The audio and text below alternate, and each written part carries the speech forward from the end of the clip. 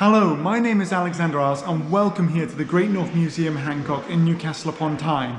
And in one of the Facebook comments on one of the videos that I posted was that when I did the episode on Neolithic Rock Art, that I focused too much on myself. And while I was talking, I was explaining about the way that the Neolithic rock art was used, maybe it was created, how all of those things happened, but I didn't focus enough on the art itself. And I thought I'd rectify that in this episode. So right here in the Great North Museum Hancock, you can see there's a number of panels of Neolithic rock art that have been taken from across Northumberland and placed here in the Great North Museum. So when you look at these, you can see the swirling patterns that were inside these pieces of rock that have been brought here and give you an idea of what it was like in the past. Some of the types of rock art are a little bit more abstract for us to understand.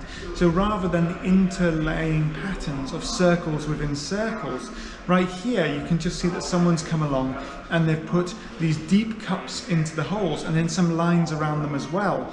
So that might be a totally different meaning what the other rock art, which you can see right here, has as well. So you can see those wonderful concentric circles, one within another, right here, which are what we generally would recognize as often some of the North Atlantic rock art.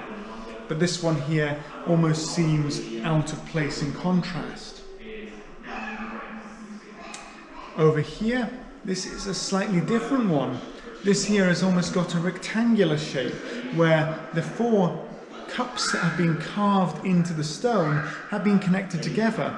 Now this might be a slightly later type of stone, where it's almost likely that someone has come along later and they've connected this together and they've added to the stone at different periods. So maybe it's two different periods of work where someone's come together and added to this.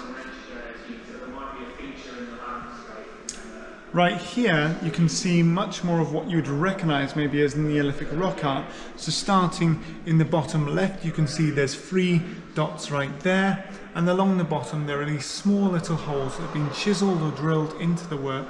And then as you work up, you see much more like the cup and ring markings nearer the top, with those 5 together that are much more recognizable as the cup and ring markings that we would know as Neolithic rock art. Now, as I mentioned before, quite a few of these are also reused at different points. So they may be sometimes taken, and these stones can be then put into other monuments later on in the Paleolithic, which is the Copper Age between the Bronze Age and the Neolithic, or in the Bronze Age themselves. And a wonderful example of this is the first one that I showed off right here. This was taken this was taken from one location and moved to a place called Doddington in Northumberland, which today is more famous for its ice cream than anything else. But when it was taken to Doddington, this was used as a kist cover or a cist cover. So there was a Bronze Age burial which had a number of stones placed inside of it, so you'd create a container where the body would be placed, and then this was used as the cover for that. So you can see they've taken something from the Neolithic period, they've taken something from the previous culture, and they've now reused it, so it's then used as something to honour someone who's died and been placed in the ground, and so then that's been used there as well. Over here as well, we've actually got some really interesting rock carvings, and these right here are almost described as portable rock art.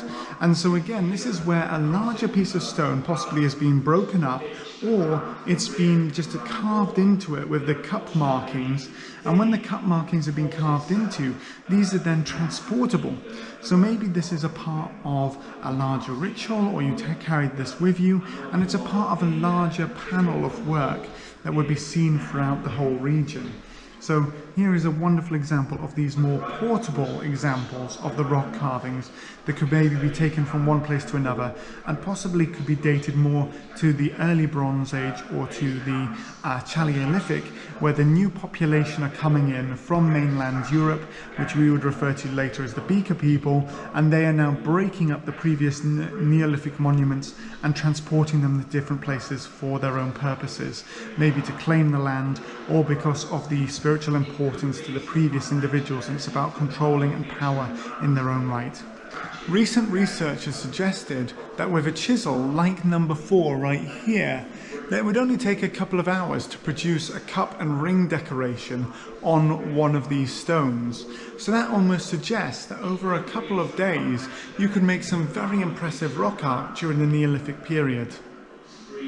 While there's less talking in this episode, I really hope that I've been able to show you a little bit of the rock art up here in the northeast of England that's been brought here, consolidated together, and tell you a little bit of the story of it.